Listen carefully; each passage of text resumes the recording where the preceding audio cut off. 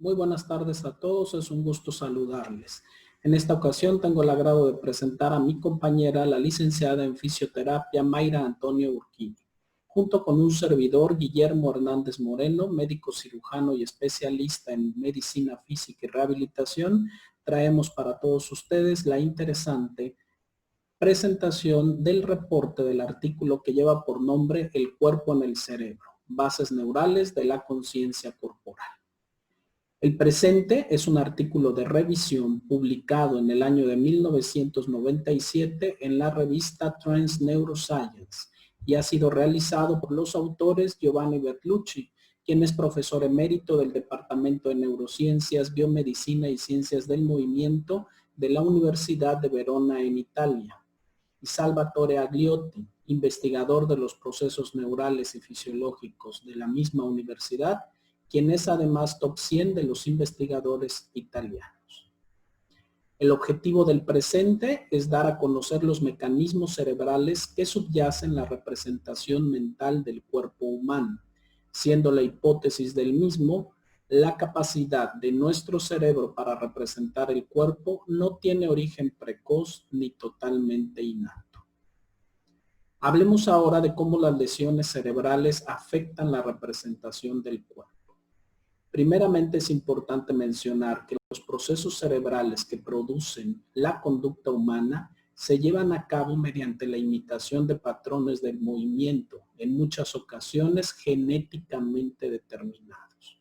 Esto permite al ser humano adquirir una serie de intercambio sistemático, palpable, de la posición corporal, del cómo nos equilibramos, cómo vemos o cómo realizamos movimientos propios, generando como resultado final una construcción mental. Esto comprende las impresiones sensoriales, cómo percibimos la organización dinámica de nuestro cuerpo y la relación de éste con la de otros. Así se acuñan los términos esquema corporal, que es la representación de cada una de las partes de nuestro cuerpo, imagen corporal, el cómo el ser humano se puede observar y cómo puede uno representar cada una de las regiones corporales, y finalmente la conciencia corporal, que es hacer de manera real cada uno de los movimientos y poder percibirlos de la mejor forma para que se puedan realizar las actividades fundamentales. Sabemos que las lesiones cerebrales pueden incidir directamente sobre cambios en las vías que manejan la información que nos permite percibir nuestro cuerpo y generan una incapacidad para localizar y orientar las diferentes partes del mismo, careciendo del reconocimiento propio y de su posición en el lugar donde nos encontramos. Estas funciones se sitúan en el cerebro, en una región llamada lóbulo parietal superior. Dos términos que hacen referencia a este concepto son la autotopagnosia, que es la dificultad para denominar las partes del cuerpo, y la anosognosia. Dentro de muchas características que podemos encontrar en este término está la negación de los problemas de los pacientes con enfermedad vascular cerebral, así como la justificación de los déficits de los mismos. A diferencia de los pacientes con alguna amputación, quienes únicamente reflejan la sensación de miembro fantasma, los pacientes con hemiplegia en muchas ocasiones pueden recibir características de una extremidad, por ejemplo, un brazo como supernumerario, es decir, ellos percibir que tienen más de una extremidad corporal. Las áreas del cerebro en donde se percibe y representa el cuerpo humano están ubicadas en la corteza somatosensorial y en el lóbulo de la ínsula. De manera específica en el lóbulo parietal posterior y en la zona más rostral del mismo. Pero se conoce después de diversos estudios que la conciencia corporal está de manera específicamente ubicada en la parte rostral del lóbulo parietal y en el lóbulo de la ínsula.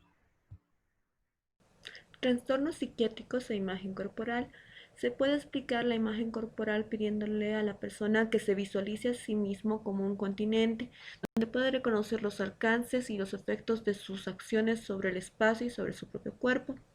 Entre estos trastornos está la apratrognosia, que es una lesión a nivel de la corteza parieto-occipitotemporal del cerebro, con el síndrome de negligencia contralateral, que tiene a la negligencia unilateral del cuerpo, donde el paciente desconoce, no reconoce su lado lesionado, incluso se lo confunde con las partes del cuerpo de otras personas.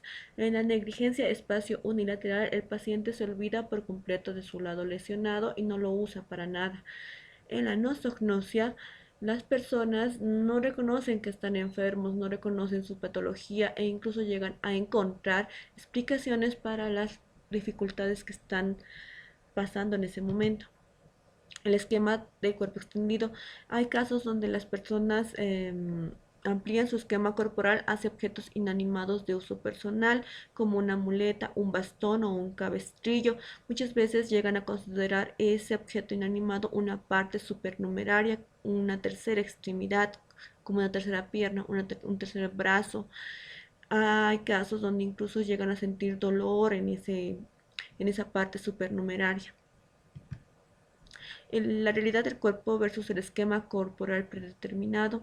La realidad del cuerpo es cómo está el cuerpo en ese momento, ya sea con una lesión, ya sea con alguna amputación, ya sea con alguna dificultad en las funciones, versus el esquema corporal prototípico, genético, que ya está establecido en el cerebro, que nos dice que tenemos que tener dos brazos, dos piernas completamente funcionales.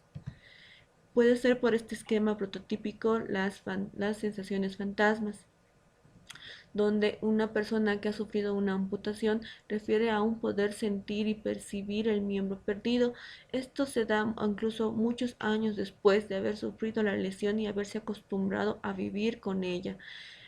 Ha habido casos de personas con amputaciones congénitas que dicen poder percibir esa extremidad con la que nunca han nacido.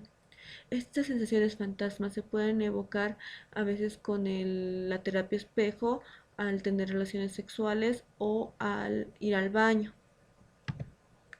La plasticidad se la puede definir como la capacidad del cerebro para cambiar y adaptarse a través del aprendizaje y la experiencia, pero nunca se ha hablado de la estabilidad que necesita el cerebro para hacer estos cambios y estas adaptaciones. No se habla de la estabilidad que necesitan las neuronas para poder pasar esta nueva información, de la estabilidad sináptica que necesitan para poder procesar esta nueva información. No hay ningún estudio sobre eso. En conclusión, este artículo nos enseña nociones básicas de neurofisiología y neuroanatomía para poder entender las alteraciones en el esquema corporal, ya sea a nivel de lesiones neurológicas, amputaciones, ya sean traumáticas o congénitas. Se puede comprender cómo funcionan las alteraciones del esquema corporal e incluso nos ayuda a identificarlas y a tener una idea de cómo se originaron, además de que ayuda a saber cómo tratarlas, tanto para profesionales como para los pacientes y sus familiares. Muchas gracias por su atención. Esperemos que les sea útil. Hasta luego.